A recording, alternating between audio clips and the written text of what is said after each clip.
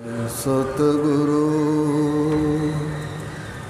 मिलवे सर्वधार,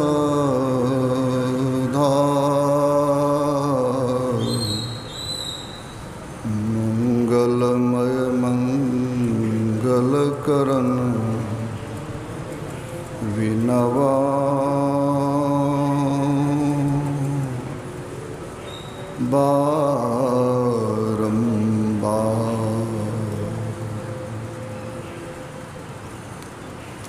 परमात्म तत्व में प्रनिष्ठित आराध्य देव के त्रिलोक पावन पाद पद्मों में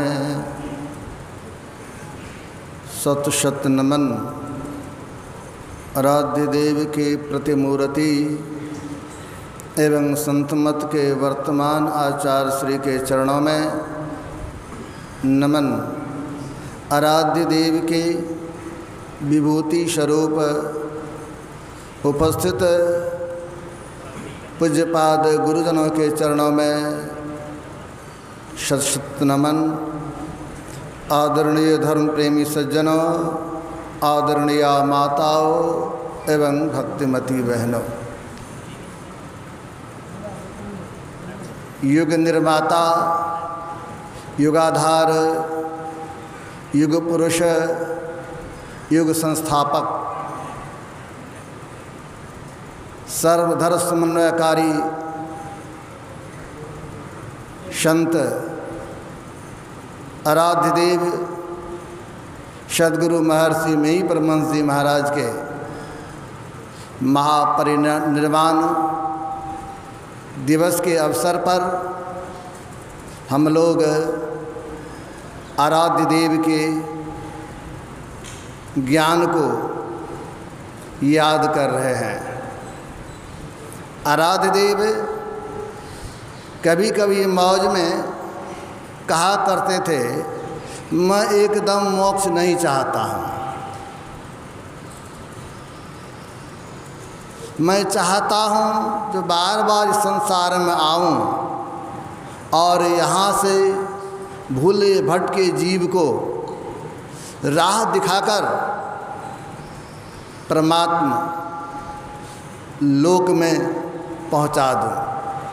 ये आराध्य देव की करुणा और दया का द्योतक है जो संत कैसे कृपालु होते हैं। तो लोगों ने आराध्य देव से निवेदन किया, हुजूर जो संसार से चले जाते हैं संत जो होते हैं, मोक्ष को प्राप्त कर लेते हैं, परमात्मा को प्राप्त कर लेते हैं, तो फिर वे संसार में आएंगे कैसे? तो आराध्य देव कहते, देखो जी, जिस तरह वीटो का अधिकार होता है ना, संयुक्त राष्ट्र संघ में कुछ देश है जिसको वीटो का अधिकार है, तो हुजूर आराध्य देव कहने कृपा कि जो संत होते हैं उनको वीटो का अधिकार होता है। जब वे चाहेंगे तो लोक कल्याण के लिए आ सकते हैं। आराध्य देव के एक भक्त इंजीनियर साहब,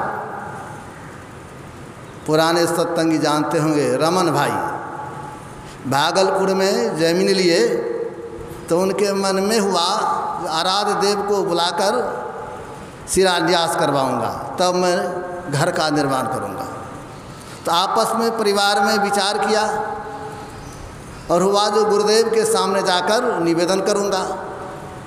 संजोग क्या हुआ, इंजीनियर साहब की धर्मपत्नी एक ज्योतिषाचार्य से समय मांगा, जो देखिए हमको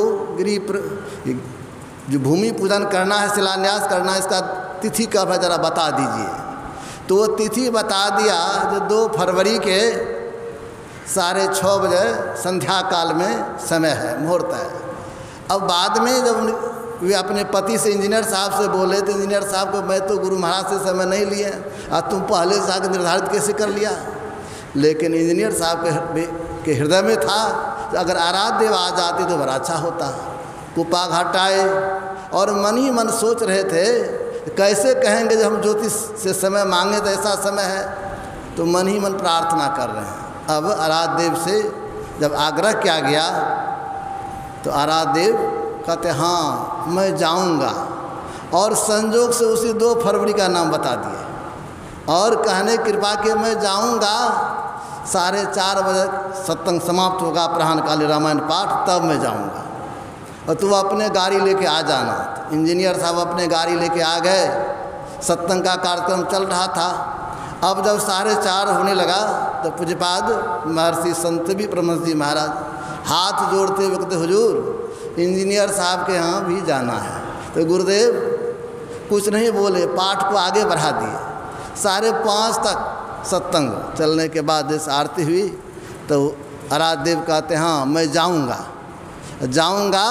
तो इसके लिए हमें अब तैयार होने के लिए जाते थे। गए तैयार होके वहाँ से जब निकले तो यहाँ से आराध्य देव गाड़ी पर बैठे और वहाँ उनके दरवाजे पर ठीक 6:15 बजे पहुँच गए। वहाँ के भक्तों ने गुरुदेव का स्वागत किया, माल्यार्पण किया और आराध्य देव कहते हैं ठीक है चलिए ज़मीन पर हम वो ले चलिए। तो फिर व्हील चेयर पर बैठा के वहाँ पर जिस कोने में पंडित जी पहले से तैयारी करके रखते 6:30 का, तो वहाँ पर ले गए। ठीक वहाँ पर गुरुदेव गए और जब घड़ी देखा तो 6:30 था। ये संत की महिमा है, ये गुरु की महिमा है। उनको कहा नहीं गया, निवेदन नहीं किए इंजीनियर साहब से 6:30 बजे, लेकिन आराध्य देव भक्त की पुकार को सुने और ठीक 6:30 बजे ही ईंट वहाँ पर रखे।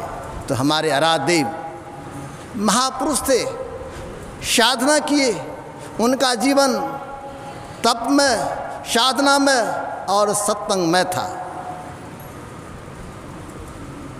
आराध्य देव का जो ज्ञान है जन कल्याण के लिए था। आज आराध्य देव के परिनिर्वाण दिवस के अवसर पर उनके प्रति सच्ची श्रद्धांजलि यही होगी जो उनकी ज्ञान को हम अपने जीवन में उतारें, उनके उपदेश को अपने जीवन में उतारें और अपने जीवन को सुखमय बनावें। यही उनके लिए सच्ची श्रद्धांजलि होगी। तो मैं आराध्य देव के चरणों में श्रद्धा सुमन अर्पित करता हूँ और पूज्यजनों के चरणों में प्रणाम नमन करता हूँ। श्री सद्गुरु महाराज की जय।